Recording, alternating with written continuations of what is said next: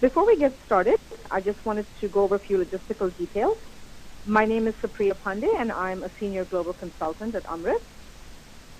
If you are logged in, you should see before you the first slide of the presentation. Please maximize the browser window so that it covers your entire screen.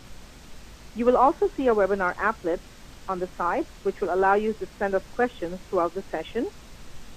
The speaker, Gunjan Bagla, will answer the questions either through the course of the session or at the very end. In case you run into any technical issues, please call 1-805-617-7001. You might be asked for a meeting ID, which you can retrieve from the confirmation email we sent you, and it is also available at the bottom of the webinar applet. During the course of the webinar, if time permits, we will be conducting interactive polls and would really appreciate your participation.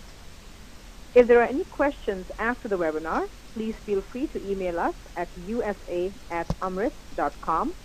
Again, that's usa@amritt.com.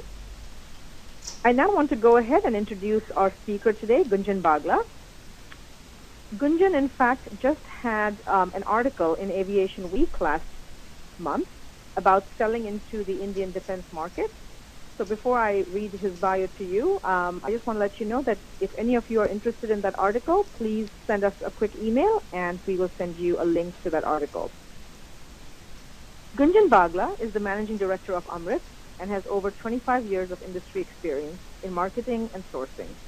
Mechanical engineering graduate of the Indian Institute of Technology, Kanpur in India, Gunjan holds an MBA with honors from Southern Illinois University. He has previously held senior positions in large corporations as well as been an entrepreneur himself. Based in California, he is the author of the book, Business in 21st Century India, How to Profit Today from Tomorrow's Most Exciting Market. Gunjan also created the executive seminar, Business with India at Caltech, the California Institute of Technology. As the India expert, he has been quoted in the New York Times, Financial Times, and has appeared on television stations like BBC, Fox, and Bloomberg. So without further ado, we can get started with the webinar. Gunjan, over to you. Thank you, Supriya, and welcome to all of you who have joined in. I saw on our registration list today that we have not only registrants and attendees from North America, we have people joining in from Europe, so good evening to you. And we even have some people from Asia and Australia, and I think the appropriate greeting at this time might be good morning. We really appreciate all of you being up at such odd hours to attend this live webinar, and we'll try to make it worth your while. This webinar is made all the more useful if you ask me your particular question. And that's one thing that Supriya brought up earlier as well. There is a question box on the applet. Please send me any and all questions that you have, and we'll try and do the best we can to answer them in a manner that applies to the audience. We have a fairly diverse group of people, and so I will try and address my remarks to a broad audience, who want to look at selling into businesses, into industry, and into the central and state governments in India. This is not really about a specific sector today or about consumer markets and products. In fact, we concluded a webinar on that subject. If any of you are interested in that, send us an email separately. And let's get started. The first thing I'd like to do, in fact, is find out a little bit more about the audience and run an interactive poll just in a minute or two. Let's give you the agenda first. We'll talk about why you should care about India now. Many of you may already know the answer to this and have come to this webinar for that reason, but I'll give you some of my takes or my other clients' takes. Then we'll go through quickly a number of sectors that matter, and this is again not meant to be an exclusive list, an exhaustive list. It's really to illustrate how wide and how large the opportunities in India are. We'll talk about some of the key success factors in how to win in India, and implied in that are some of the mistakes you don't want to make, because others have made them and some of our clients have made them on their dime. And if you listen to this webinar, you will be perhaps eliminating some of those from the mistakes that you might make. And I'll also tell you about what you should do next in order to continue your success journey towards it. So let's try and run our first poll.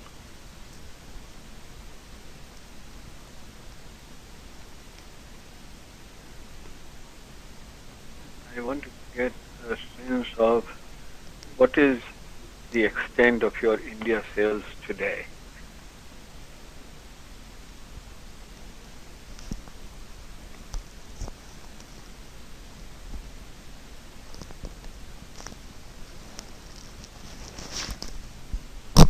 Okay, is the poll running? Yes, it is.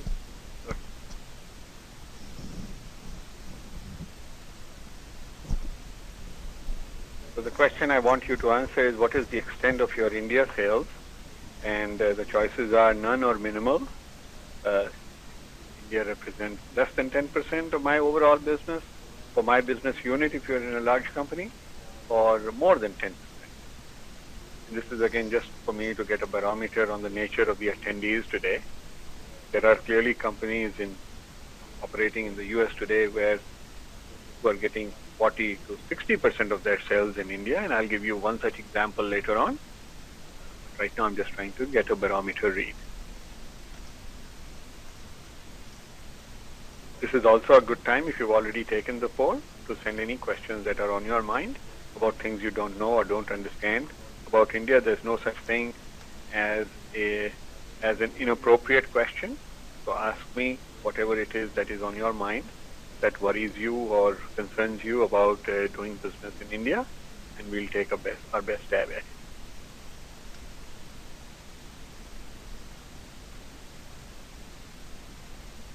Okay. I will close this poll and share the results. So it looks like we have an audience where most people are new to the Indian market, and there really isn't anybody who's getting more than 10% of their business there. So I will gear my comments to that kind of background. We sometimes have people who've been in India 10 and 20 years and still need help, understandably so. But I will focus this webinar today on the texture of the audience that we have. So in Business Week a couple of years ago, I wrote an article talking about how India will be a top 10 trading partner to the United States within a fairly short period of time. Zindan, sorry to interject, but we've missed your screen again, so you might want to share it. Okay. The screen visible now? Yes, it is. Thank you. Okay, great. So here I'm talking about predictions that we made, and we believe that India will soon enter the top 10 trading partner list for the United States in a fairly rapid period of time. It was not so long ago that India was the 29th largest trading partner to the U.S. in countries such as Belgium and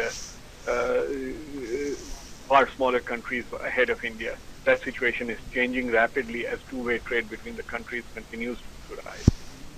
And we think that it's entirely possible that by 2025, India will be same kinds of leagues as China, Canada, Mexico, Japan, and perhaps one other country which we can't say what it might be. So keep this in mind as to what this means for your career inside of your company and your company growth. How much do you understand India, a country where your sales currently are 86% of you say that your sales there are none or minimal, and only 14% have some degree of sales there. The future look is going to be very different from what it is to what you are seeing today, and be ready for that. And that's what we are trying to accomplish in today's webinar. One background factor working for you is that Indians in general are in love with the United States. You see the picture on the top left here. This is one I took in the southern city of Chennai, and it's an ad from one of the cell phone companies about the international calls, but you will see that the images are all recognizably American. The Statue of Liberty, the Hollywood sign, an American-looking school bus, and perhaps the Golden Gate Bridge. And the point I'm trying to make is that the cell phone company understands that their target market on the streets of Chennai recognizes that all of those are American symbols. And this is not necessarily the case if you go to Shanghai or a smaller city in China. You see on the graph on the right side that well over 70% of Indians, according to this Ipsos study, have a positive view of the United States. If you go down the list and look at some of the other BRIC countries, Russia is down here, China is up here with about 34% of the people feeling positively, and Brazil is here with about 36%. So you encounter a welcoming audience when you go to India. In that Aviation Week article that I wrote last month, I pointed out that India's Prime Minister has a daughter who lives in the United States. The Foreign Minister studied in Washington, D.C. The Home Minister is a Harvard MBA. And the list goes on in terms of the affinity to the United States. Let's move on. I'm going to try and give you a summary of India in one slide here. It's a $1.4 trillion economy, probably about 1.6 by now. And if you look at purchasing power parity terms, and this is taken from the CIA fact book, which you can readily access on the web, that India is today the fourth largest economy in the world, next only to the United States, Japan, and China. Exports from the United States to India are growing pretty rapidly. What's more interesting to me is that while the economy is growing from anywhere from 6 to 9%, that the tax receipts, and I mean indirect tax collected through sales tax, excise tax, and so on, are actually growing at double-digit rates, which really is a more accurate measure of the growth of the Indian economy in many ways, because a lot of the percentage of the population does not pay income tax, and often the growth in small companies is underreported. The graph that you see is taken from a Morgan Stanley study several years ago, and it plots on the x-axis the years from the beginning of economic progress, and on the y-axis the per capita GDP adjusted for purchasing power parity. It may be a little hard to read at this side, so let me just point out that India is down here about 15 years since, this is about 5 years old, this slide. It shows India being 15 years away from its liberalization, which began in 1991, whereas China is here about 25 years away from its beginning of liberalization. And up here you see Hong Kong and Japan, which really began economic growth right after the Second World War.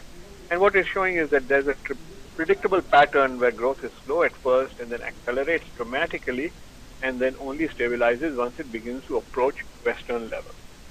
So you have a very steep growth curve ahead for the Indian economy, and this should be helpful for most of you on the call. Let me give you a little bit of sense of how India's companies are structured. And as you look at selling into corporate India, it is very, very different from thinking about corporate China. Many people come to India having established some success in China, and almost everything you have learned in China needs to be discarded for appropriate success in the Indian market. So one of the things you have to keep in mind is who owns these companies. Some are family owned, others are what are called family promoted, where the so-called owning family may only have a single-digit percentage of the stock they own, but the rest is so widely distributed that in effect they get to control the company. Many of the other shareholders are friendly banks or other organizations, and so you will hear people talk about the Jindal family or the Birla family or the Aditya Birla family in particular, and these are powerful families that control some of India's largest companies. There are other companies that are government-owned, something like the Hindustan Aeronautics Limited in Bangalore, India's aircraft producer, is 100% owned by India's Ministry of Defense. You can also have companies in India that are very much investor-owned, similar to the industrial infrastructure we have in the U.S. Companies in the U.S. such as Dow or General Motors have a very widespread ownership. And in India, I began my career at Larsen & Toubro, which was started by two Danish immigrants to India and is probably one of the most widely held stocks in India today. There are then companies that are owned by foreign investors, they're either subsidiaries or minority investments from foreign companies, and many of these entities are publicly traded on the Indian Stock Exchange because it's very easy for people to get listed and traded there, and there's plenty of liquidity in the Indian market for to be able to raise capital there. So one way to distinguish companies is the type of ownership, which I want to say is separate from the type of management that they have, and many companies may be family owned but professionally managed. And one example is a consumer product company called Dabur, which is about $700 or $800 million in sales. It's still owned, quote unquote. The majority, significant stock is owned by the Burman family, but the managing director, CEO, and all of the upper management typically are professionals who have worked at companies such as Levers and others, and have then come to work for this company. They have MBAs from the equivalents of the Indian Institutes of Management, or sometimes from American schools. And so it's very, very professionally run. The family may get involved in huge decisions, but in the day-to-day decisions and where to locate a factory and how to sell, all of that is handled by the professionals who run the company. And certainly most purchasing decisions will be handled by the management. You can also look at companies that are standalone or companies that are part of a so-called conglomerate or a group. And so you will hear people say, well, I'm working with a Tata Group company or a Bhartiya Group company, and they may have distinct and different names, but they may have similar styles of management. They may all be separately publicly traded. Some may be far more profitable than others, but there's some commonality that you need to understand, and of course they will favor buying from one another. And so to some extent it's similar to the Keiretsus or the Chaebols you see in Japan and Korea, but they're not quite as tight. From the Fortune 500 list, there are some Indian companies listed there, and I've got a few examples. Reliance, which now has close to $40 billion in sales and 100,000 employees. Tata Steel, which is the lowest cost producer of steel in the world. It's a 100-year-old company started in India under the British rule, and they made big news in 2007 when they bought the successor to the former British Steel. So the colonized country ended up buying a company from the former colonizer, Great Britain or the United Kingdom, and today Tata Steel has well over $30 billion in sales and is one of the most efficiently run companies in the world. Another very different example in the Fortune 500 is India's largest bank, which is a descendant of the British Imperial Bank, but has been called the State Bank of India for many decades. They got a listing on the London Stock Exchange some years ago, and today they have well over 11,000 branches.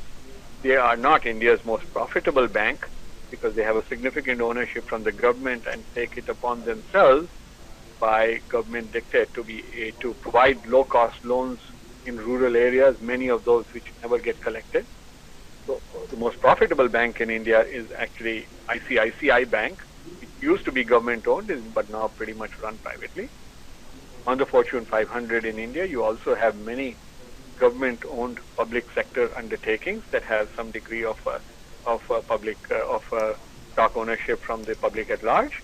Indian Oil Corporation, the Hindustan Petrochemicals, the former Oil and Natural Gas Commission, which is now simply called ONGC. They are the drilling and exploration arm of the Indian oil enterprise. India imports most of its oil today, but is also a major processor, and I'll get to that in a bit. So you have to determine which of these companies that you're going to be selling to. Are you selling to the really large ones, the small ones, the independents, what kind of management they have? All of this you should know well in advance of starting to engage a company.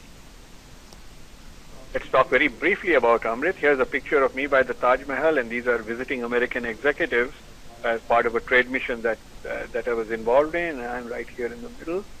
This is me. And then there were about 20 of us that went to Delhi and Bangalore, and some of us took a side trip to Agra. Our clients are typically Global 2000 companies, but we do sometimes work with smaller entities if it makes sense for both sides. Our mission is to help American companies, Western companies in general, I should say, overseas companies, to profit from India. we seldom take on clients in India. Our primary focus is on helping people with market access, with entry, and with growth, and we do the whole spectrum of things in this. We are not PowerPoint consultants. We actually get our hands dirty and do things on the ground. I travel to India personally along with major clients many times a year, and then we have senior people on the ground in India that do much of this. Again, this is not a sales pitch about Amritt, but just to give you some background about where I am coming from and where we are coming from. So we will talk about some sectors that matter, and then we will start looking at additional factors. But let me try and run one more poll in time. So let's ask, where do you expect your largest chunk of sales to come? Okay. So do you expect your sales from the government, from large private sector companies, from small and medium enterprises in India? Again, this is all focused on India. Take a moment, if you can, please, to answer this poll. And again, I want to remind you, this is a good time to send me any questions through the question applet to the question box on this applet here.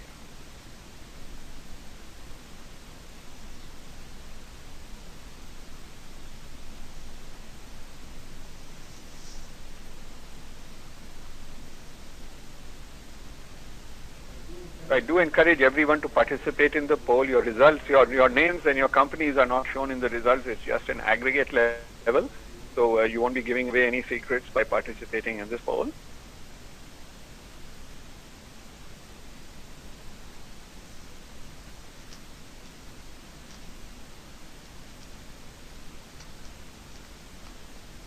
I see a few people are still adding their votes. And those of you who voted already, again, please send me questions, because we want to make this your webinar. I could go on talking on my own for hours, but I want this to be interactive and useful directly to your current questions. Alrighty, let's close the poll and let's share the results. So if you see, a large plurality of you are planning to sell to small and medium enterprises. That poses some special challenges that I should try and address right now. The next largest chunk of you are planning to sell to the Indian government and its related entities.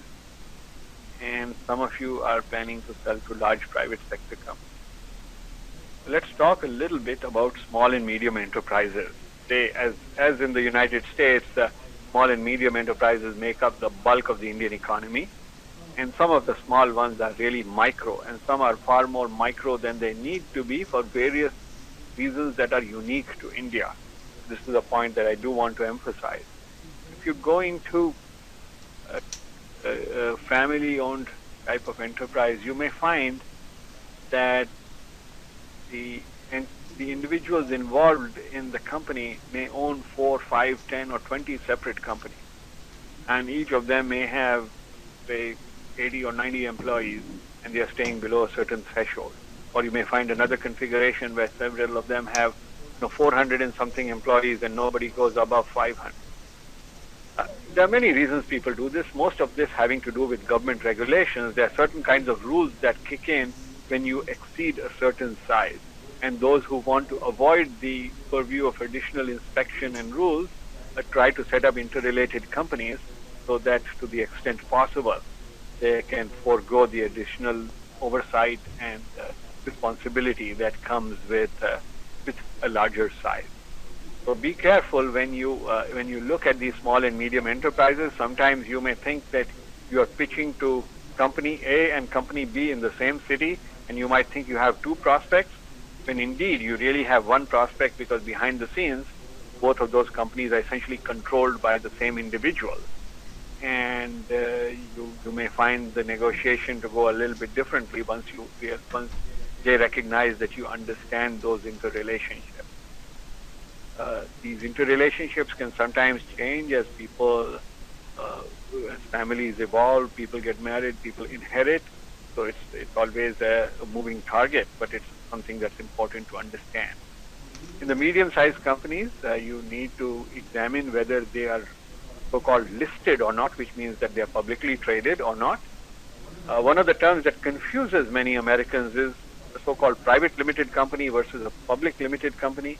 By American standards, both of those are private corporations, privately held. Public limited does not mean that they are listed or traded on a stock exchange. They're just two kinds of private companies, one with a small number of stockholders and one with a larger number of stockholders. The best analogy I can draw to the U.S. is an S corporation versus a C corporation, but they are both private, untraded companies. Gunjan, I just want to interject that the poll needs to be closed. We can't see a screen. So let me close the poll. I just wanted to address this point about small and medium enterprises before moving on. So the poll should be closed now, and we can go and address some of the fast-growing sectors. At the bottom here, you see a picture of President Obama in the city of Mumbai in November 2010, and next to him is the CEO of General Electric, Jeff Amritt, and next to him on the left is Anil Ambani, India's second richest man. On the right of, on the left of President Obama is David Coty, the CEO of Honeywell. This was a 200-person mission that went to India along with the president, and I was privileged to be part of it. But here are some of the sectors listed where tremendous growth is expected in India, and we will talk about some of these as we go on.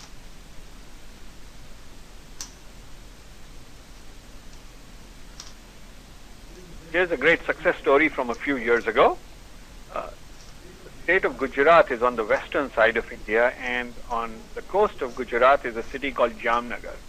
You see this picture at the bottom of the screen. There are two giant refineries that were built just outside of Jamnagar, and the second of these refineries opened about 3 years ago. At that point, the city of Jamnagar now has the capacity to process more oil, more crude oil than any place on earth, which is quite surprising because India is not an exporter of oil. It's actually a net consumer, and it depends on foreign countries, mostly in the Middle East, to supply most of the oil. But it also exports some of the processed oil. The second refinery, in fact, was built mostly for export. In the process of building this refinery, Bechtel Corporation of San Francisco at one point had 3,500 engineers deployed on the project, and Black & Veatch also supported part of the development. Companies listed here, such as General Electric and Foxborough and others, sold hundreds of millions of dollars of components and systems, and on the right you see a picture of that refinery coming up. This was taken from the Bechtel website. It's been a huge success. It's one that most people don't know about. It's one of the most modern refineries in the world, one of the most low-cost refineries. It can take low-end crude and process it into gasoline, and American companies had a lot to do with its success and profited handsomely from their work there. So let me talk about some sectors, and I have a picture here of a former local. This is the former CEO of the Southern California Edison and its holding company, John Bryson. Bryson recently took over as the Secretary of Commerce, and one of his first overseas trips is to lead a trade mission addressing the Indian infrastructure market. He's headed over there in just a few days and will travel to Delhi, Jaipur, and Mumbai, looking to see how American companies can get a bigger piece of the pie in the developments around airports and harbors, around the roadways and bridges. You see a picture at the right of the Delhi Metro, which is one of the most successful construction projects taken up in India. The head of the Delhi Metro has become a folk hero in India because it is reputed that his projects have finished under budget and ahead of schedule, which is almost unheard of in public transit projects and certainly almost a miracle in India. Today, the success of the Delhi Metro is leading to new metro train systems across the country, and certainly American companies can get a big piece of that business in terms of engineering and construction as well as delivery of components and systems. The Indian Railways employs over 1 million people. It carries more passengers than any other railway system in the world. and also carries a substantial portion of the freight traffic in India. Indian Railways is modernizing dramatically, and GE and others have been successful in selling modern locomotives to this market. I think some of you on the call are in the broad infrastructure market, and I would welcome any specific questions relating to that. Let's move on now to defense, and we have a whole separate practice around defense. So I could run a 1-hour workshop very easily on this subject. I'm only going to restrict myself to a few remarks in the minutes that we have. India recently announced a $10.5 billion purchase of fighter aircraft, and this particular order went to Dassault of France with their Rafale aircraft. However, American companies have won large orders. Boeing is getting ready to ship the first of its P-8Is. This is a reconnaissance aircraft, a modified Boeing 737, and the Indian Navy is the first overseas customer. So they've just delivered the product to the U.S. Navy, and ahead of any NATO countries, India will be receiving the product next. India has received delivery of the Lockheed Hercules C-130J. That's the plane pictured at the bottom right. That's the first one that was delivered about a year and a half ago. I think they've received the second one as well. It's a $1 billion order, expected to go up to as much as $2 billion. Today, there is tremendous scope for any company in the defense or homeland security business, whether they are located in the U.S. or Canada or elsewhere, to participate in India's $100 billion expansion of defense needs. According to the Swedish International Peace Research Institute, or SIPRI, India today is the largest importer of defense equipment, whether it is for the Army, Navy, Air Force, or Coast Guard. And if any of your work hinges upon that market, while it is a complex process selling into India, it can be extremely, extremely profitable to address that market today. The average energy consumption per capita in India is extremely low, and the government recognizes that economic growth depends on providing reliable electrical energy to hundreds of millions of Indian consumers, many of whom are living in situations where they don't have reliable electrical power. Now, much of this growth, unfortunately, will come from fossil fuels such as coal. India has large reserves of coal, and American companies are already being successful in selling turbines and generators to this market. But India absolutely has to depend on other sources. It's not a matter of choice. So nuclear in India is barely controversial. Today, India has only 4,000 megawatts roughly of electric power generation, and they expect this to go up to 30 gigawatts in the next 25 or 30 years. Today, they're running about 21 plants across India, and many of them are fairly small and based on heavy water technology, but there's tremendous possibility for anybody who supplies component systems, consulting, advice, guidance, anything to do with India's nuclear infrastructure. This market was completely closed until just recently because of historical factors that I won't get into, but today it's wide open for American, Canadian, and Western companies in general to participate. The solar, hydroelectric, biomass, all of these are big in India as well, or going to be big. Solar was almost non-existent in India until recently, and the government announced what they call the Jawaharlal Nehru Solar Mission, or the JNURM, and Jawaharlal Nehru was India's first Prime Minister, and so it's in his honor and memory, and they want to go up to 20,000 megawatts by 2020.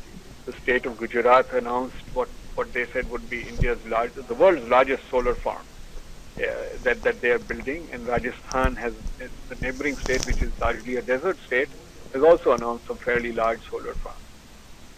Currently, much of the solar construction is in the south of the country, but again, they're very small and growing fast. Since so many of you will be selling to the Indian government, let's talk about how the Indian government is structured. It's really on a British model, a parliamentary system, And so there is the Prime Minister who is the executive, the President is largely ceremonial. There are well over 40 ministries in India, and on the next slide I'll show you some of them. Within the ministries, there are departments. So what we call the Department of Defense or the Department of State here in India will be called the Home Ministry or the Foreign Ministry or the Defense Ministry. And within those ministries, there may be departments, and sometimes this nomenclature confuses people. Under many of the ministries are corporations that are run in a quasi-independent manner. All of the stock or some of the stock may be owned by the government, by that particular ministry. So the board is appointed by the ministry, but these are run like separate corporations, with the exception that the ownership is rests with the government. And I'll give you some examples of that during the question hour if necessary. The people who lead these ministries are called ministers. They are cabinet ministers, state ministers, assistant ministers, and so on. And then the bureaucrats who run the departments are called secretaries. So when you talk to the Secretary of Commerce in India, you are not talking to the Minister of Commerce. Sometimes the secretary, a career bureaucrat, can have just as much or more power than the minister. So both need to be addressed, but it's a little bit of a different system. Some people, when they first look at it, want to say that the secretary is like a civil service person, but that grossly understates the power and expertise and sophistication. To become a secretary, you have to go through fairly grueling exam. The top 0.1% of India's population would qualify to get in there, and these people spend their career struggling to get up to that rank. So they are very highly intelligent and talented. India does have a federal system, and there's 28 states with their own government structure. I won't dwell on that very much right now, but you have to determine whether you're selling to the federal government, or it's called the union government, or the central government in India. On the next slide, I have some of the 40 ministries listed. All of them, I just want to highlight, say, the Defense Ministry, which could be a customer for many of you, the Home Ministry, which is roughly the equivalent of the Department of Homeland Security, although they handle a lot more than Homeland Security does in the case of India. So they have some regulatory impact on visas and stuff like that for foreign travelers and work permission and such like. But the reason I'm highlighting them here is that they also control India's paramilitary, the National Security Guard, the Tibetan Border Police, the National Investigation Agency, and many of those agencies are spending billions of dollars today in upgrading their systems. Indian Railways, down here in bold, are also owned by the government. Railways were nationalized right at the time India became independent in 1947, and the railways employ well over 1 million people. They have huge need to be able to upgrade and modernize, and today they are eager to buy Western product and Western technology. I also want to highlight another special department which reports directly to the Prime Minister. It's not under any ministry. There are a few such departments. Space is one of them I won't talk about, but the Department of Atomic Energy, actually headquartered in Mumbai, reports into the Prime Minister, and one of its major units is the Nuclear Power Corporation of India, a public sector utility that runs all the nuclear power plants. They also own the nuclear fuel complex that processes the uranium, and they own the Uranium Corporation of India, which does the mining for uranium across the country. Again, I won't dwell on this in any more detail unless someone has questions about it, but you need to understand what the role of the federal government will be in being a customer or being a regulator for your particular industry. And the government in India is certainly omnipresent, although it's not quite like China, where in China most corporations are actually owned by the government. That's not the case. Let's talk about some other sectors. We just completed the Oscars. I live here in Los Angeles, so I definitely have to mention that. And at the bottom right, you have a picture of what we call the god of Hollywood, none other than Steven Spielberg right here. Spielberg made news a couple of years ago when he decided that he wanted to take DreamWorks out of the Viacom Paramount empire and make it an independent company again. At that point, he turned to India's second richest man, uh, right here, Anil Ambani. He's married to the former Miss India, Tina Muneem. She was Miss India about 30 years ago. And he invested $300 million into DreamWorks and owns 51% of it. They've had some successes. I mentioned a few of their recent movies. One of their movies actually won an Oscar for I think, Best Supporting Actor this time. And I think you'll see a lot more coming out of there. But the more important point I want to point out is that American media is doing things in India that they've never done elsewhere.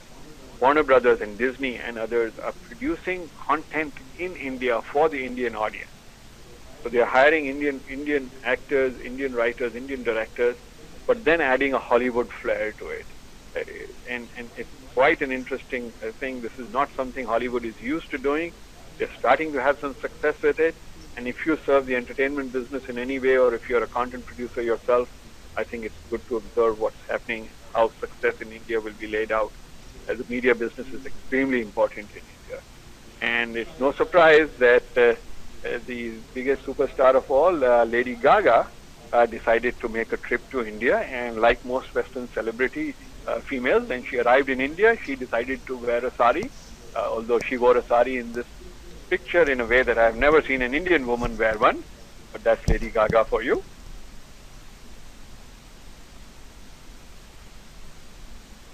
Let's talk very briefly about the Indian middle class and its drive towards consumer products. Again, we had a separate webinar on that subject of consumer goods in general, but many of you are selling business or industrial products that will ultimately be used to build consumer products, and that's why I'm mentioning it here. There's some pretty astonishing numbers you see in India. So Ford and GM are both making serious money in India. In a big way, although they are still small players compared to the Koreans and the Indians and the Japanese in the automotive market. I think both Ford and GM have now figured out how to succeed in India, and you will see their sales growing. We keep lamenting about the decline of American manufacturing and the decline of American brands, but Whirlpool USA continues to defy all of those trends, and in India they are beating the hires from China and the Samsungs and Lucky Gold Stars from Korea, and the largest selling clothes washer in India is Whirlpool. Whirlpool is also very successful in the refrigerator market and so on. And of course, many of their factories in India then require American technology, American products to be able to build them up. Sophia, do we have any questions right now? Shall we take a... Yes, we do actually. Somebody from the audience is asking that in their previous job, they had few Indian customers and had a hard time getting payments from them at net 30 terms. Is there a way to make things accountable and smooth? That's a great question. I think one has to do one's due diligence on the customer, and before extending net terms across the oceans, one has to be sure that it's the appropriate thing to do. Very often we recommend to our clients to start with something more conservative, via advance payment or letters of credit or cash on delivery. All of those are definitely workable in India. Now clearly the client would prefer, the Indian customer would prefer net 30, net 60, net 90, and sometimes they'll take net 90 when you give them net 30. That's just called cash management in India. But today, in fact, since the recession in 2008, I think we see the same tendencies in American companies. Most large companies have stopped offering net 30 terms to their suppliers and have switched to net 60 and more.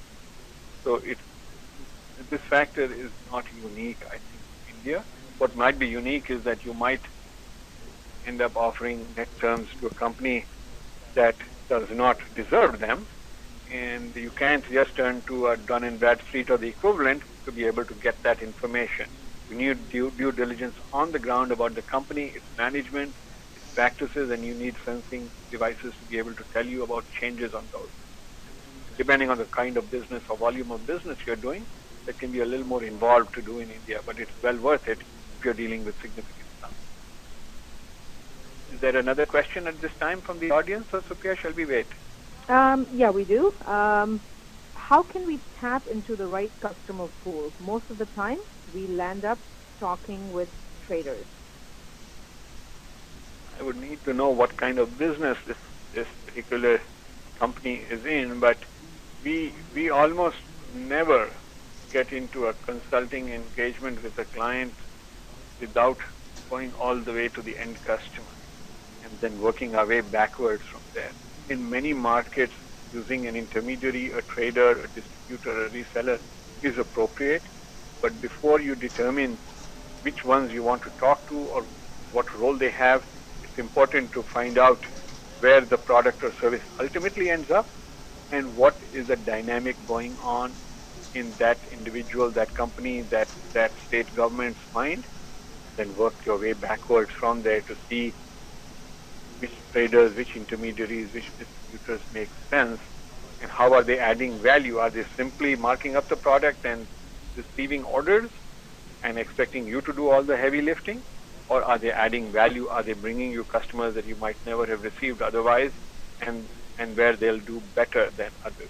So these are the kinds of things you must establish before engaging with India's market. I think almost without exception, people who don't do that find that they're leaving money on the table. They're really not addressing the entire Indian market to the full satisfaction, and their view of India is limited through this tunnel vision that the traders or distributors provide them. And invariably, I don't care what industry you're in, they'll tell you the same thing. You know, at least in India, I'd say 9 times out of 10, you will hear your price is too high, your quality doesn't quite meet the Indian taste, you need to make 23 changes to your product before any of it will sell, and the Chinese, the Koreans, the Indians, the Bangladeshis, whoever can do it much better, so you need to shape up if you want to be in the Indian market. You hear all of that, and sometimes it's true. But certainly isn't true for Whirlpool, who decided that they wanted to make a premium clothes washer for India and market it in a way in India that nobody else does. And therefore, they're using premium components and being able to outdo higher in Samsung and others to be able to. So yeah, if you depend on intermediaries for all of your sensing information, chances are that you will not find an optimal solution. But let's move on.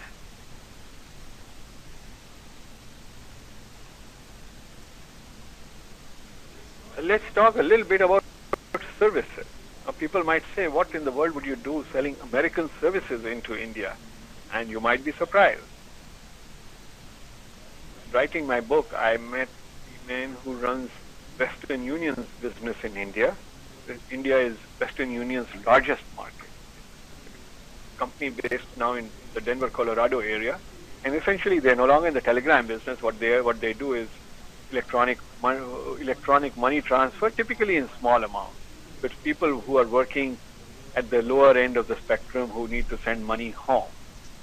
And so China, India, and Mexico are their largest markets. But people working in first world countries or in some of the Middle Eastern countries are then utilizing their services to send money back to their relatives. They've built up a very robust system in India in collaboration of all things with the Indian Post Office to be able to get money reliably to little towns all over the country. It's been a hugely successful. When you look at the job hunting market in India, you find that the largest player is a company called Naukri.com, which essentially means jobs.com. Now, why am I putting them under the list of American services? Because it turns out that this company started in the venture-funded world with Silicon Valley VCs funding it, funding their growth in India. And Kleiner Perkins is one of the major stockholders. Naukri.com went public some time ago, and Kleiner has certainly done well. The next big site is nominally owned by the so-called Bennett Coleman Group or the Jain family in Mumbai, and it's called Times Jobs, but it's part of the Times Internet Services. And some years ago, Sequoia Capital, the same company that funded Google and Cisco and Yahoo and some of the most famous names in in the technology world, decided to put in a record $35 million to fund the growth of this company. The odd-looking building on the right is the world's most expensive house, if you can call it a house or home. It is the home of India's richest man and the fourth richest person in the world, Mukesh Ambani. It was designed by an American company called Perkins Buswell, and the overall cost, including land, is about $900 million. A few months ago, there was an interesting article in the New York Times about a group dating website called Igniter.com. And the Wharton India newsletter recently featured an interview with their CEO, who discovered that most of the registrants on their group dating site were actually coming from Indian cities. People from India were addressing their needs all the way in New York with this website. Because Indian parents often tend to be conservative and are far more comfortable with their kids going on a group date rather than a two-person date. So 4 or 5 couples may get together and go to a party or an event, and that's far more acceptable. So Igniter actually now has a specific focus on India as a result. So regardless of the kind of service you offer, you may find that there is a market for it in India if you can seek it out. I've just given some examples here. Every time I fly to India, I'm amazed to see the people sitting next to me on flights. I always try and talk to people and find out what they do. And the most interesting types of services offered by American companies that are becoming successful in India. These are just a few examples. I know that many of you on the call are manufacturers, so here's a list of some of the successes in manufacturing. Since we are running short on time, I won't dwell on them. Be happy to take any questions. Supriya, are there other questions that have come in at this time from the audience? A couple, but we can take them at the end if you want. Okay, that's fine. Let's get into some of the key success factors. So how can you be successful regardless of the sector that you operate in? One of the things you don't want to do is go in and say, hey, Indians can't be that different from the rest of the world. What worked for me in China or Brazil or South Africa or name your country will work in India. Many of the most successful entrants into India have found that they do things in India that are different from anywhere else. The other thing that I think is important is that you need to be both patient and persistent.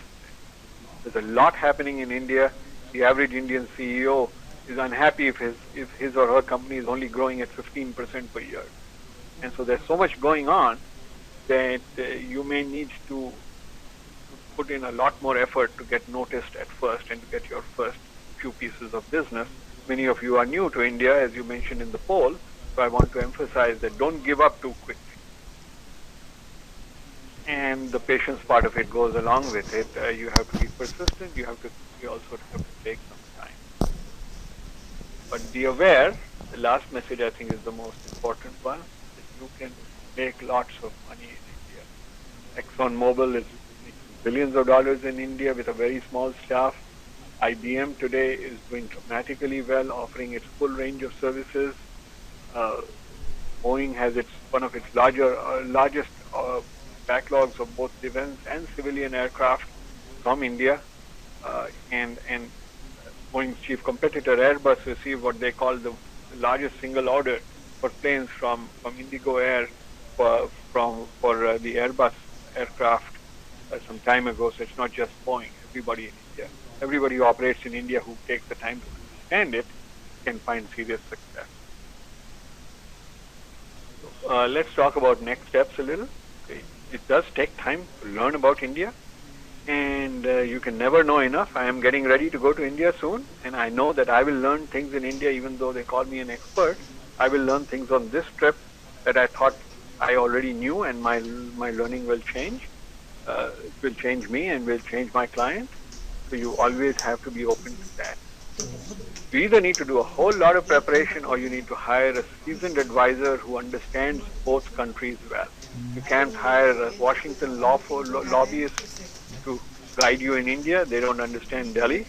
And you can't hire an Indian company alone to do this because they may not be able to understand your vocabulary as you use terms and concepts, and the hidden assumptions between both are quite different. You really need to go to an advisor who has a strong presence in both countries. We certainly do, but there are others who do as well. And it's very seldom that a winner-take-all, one-step strategy works in India. Most of our clients have succeeded by taking baby steps and then building up. The rest of the points on this slide simply address that issue. So there's a few challenges. You shouldn't jump to conclusions. I won't dwell on that. I think I've addressed it indirectly through my other comments. Remember that while the Indians speak English, they don't think American, and you must take the time to understand what's going on inside the person's head to be able to sell effectively in India. I'd say more failures occur on this account than probably any single factor in all of our consulting. You've got to be able to think Indian. You've got to be able to get inside the people's heads, and all of a sudden everything begins to make sense. Stands to reason, I think, with even some limited studies that the courts in India are quite slow. When the laws are all compliant with WTO recommendations, the practice is pretty challenging. And this affects Indian companies as well as American companies. So there's no discrimination against foreign players in India as there might be in other countries. Remember that in India, you may start as the underdog. You can't go in saying, I'm this great, wonderful American company. I've been successful everywhere else. Now I am ready for you to buy from me. This doesn't work in India. You really have to get to the bottom of the heap and work your way up there, particularly all of you who are relatively new to India. But it's worth doing. We have found tremendous success for people who have taken the time to do it. So the takeaways, as far as I'm concerned, are that India is a big market. The time to expand your initiatives is now.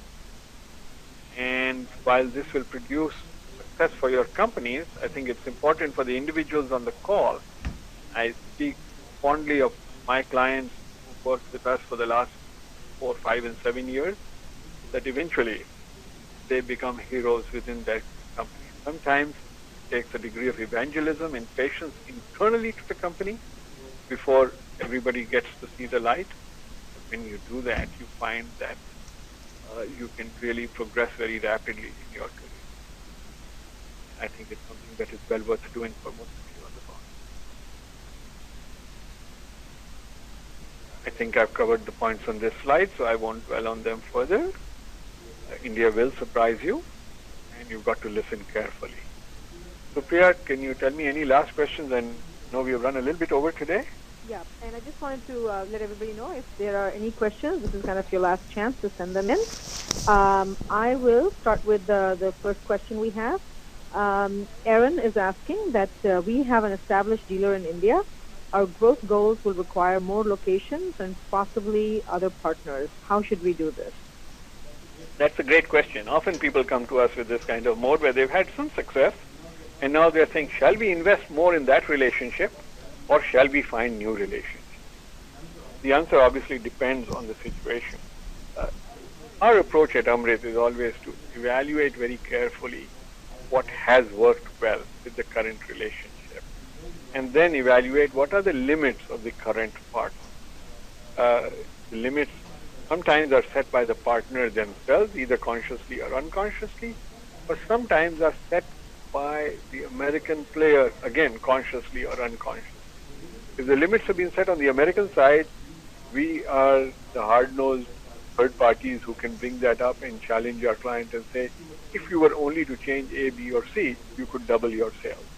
Or, if you were to approach it slightly differently, you would address one of the reasons why your partner is holding back or why the Indian market is holding back. So our phase one analysis always says, let's go with the assumption that we can make the current relationship more successful. If it turns out that the current relationship in our analysis is dysfunctional or is clearly limited by other external factors that are not likely to change soon, then it makes sense looking at expanding the relationship. And that has to be done carefully because India, even though it's a country of 1.2 billion people, everybody talks to everybody. And so if you think you can do this secretly without your partner knowing, answer. It's possible, but it's much more difficult than you might imagine because word gets around. So sometimes people will come to us with that kind of request, and we are glad to honor it where we can, and we are also glad to explain its limitations. So we do an analysis of what else is possible, and then come up with a recommendation, ideally with the current partner's collaboration. So the partner will see that getting other people involved is going to be not only good for the U.S. company, but also good for them by getting them more visibility, by getting them management attention in the U.S. that they might not otherwise have. This kind of work requires considerable due diligence on the ground in India, and it's not something to be taken lightly. It's also something that cannot be substituted by simply going to a trade show or two, or by responding to emails that come into your website saying, hey, I'm so-and-so, and I want to be able to sell your product or service in India or form a joint venture, and I'm related to the minister, and my brother-in-law used to work for this company or that company. All of that needs to be taken with a spoonful of salt, not just a grain of salt, because you're unlikely to find the best partners for you using that. A lot of diligence on the ground. What's the next question, Supriya? Yeah, so we are running short on time, so we just have time for one more. Craig is asking, our products are generally meant for system design engineers and defense engineers. We would like to know the best marketing strategies and consumer for getting the business done in India. Consumer research for getting business done in India. So I would address those two quite separately. The defense market in India is really controlled by the Ministry of Defense. And so often you have a straight path to that supply chain. Depending on the nature of your product, you might sell directly to the ministry or to the armed services. Occasionally you may sell to someone who sells to the Army or Navy or Air Force. You need to, that's an area of, in fact, we have a specialized defense practice where we focus just on that. There's a big trade show coming up in New Delhi in a couple of weeks where I'll be there talking about how to lead in the defense marketplace. It takes a very specialized understanding that is not available largely in India because a handful of individuals within the Ministry of Defense, which overall is millions of people, just I'd say less than 100 people understand exactly how the acquisition process works. And some of it is documented, but the informal parts you need to understand very carefully. As far as systems design engineers, I think being a mechanical engineer myself and having been in similar roles, I can say that system design engineers work similarly worldwide. It's just that you need to have an outreach to them in the Indian market to be able to determine their specific and unique needs. I assume that these are system design engineers designing products for the Indian market. The substantial number of system design engineers in India designing for the global market. And clearly, the way to sell to them would be similar to what you might do anywhere else in the world. But you really need to understand their role. And much of this has to be done eyeball to eyeball, face to face. Often we are asked to do some market study, find out where, the appropriate contacts might exist, conduct some pre-interviews with them, and then rate and rank the places where our clients should visit on a 1 or 2 week or 1 month trip to India, depending on who's visiting. And we can thereby save a lot of time and the risk for our Western clients who are headed in that direction. Sometimes people bring us after that first trip, and they find that some meetings are far more productive than others, and then let them explore how to flesh that out. So I think that's all the time we have. If you want to send me additional questions, please use the email address listed here, and we will get to them. And I really enjoyed this interaction. Thank you so much, and I'll hand it back to Supriya for some final comments. Great. Thank you so much, Gunjan. And thank you, everyone, for attending the webinar today. We hope it was informative. If you have any additional questions, please do email us at usa@amritt.com, and the email is listed on the final screen in front of you, final slide in front of you. Please make sure as you exit the webinar that you do so by closing the webinar applet. When you do this, you'll be asked to complete a brief survey, and we would really appreciate your feedback. If you have any friends or colleagues who you think might benefit from a similar webinar, please do have them register on our website, www.amritt.com. That's www.amritt.com. And we will notify them of any upcoming webinars. Thank you very much for attending today, and have a nice day. Goodbye.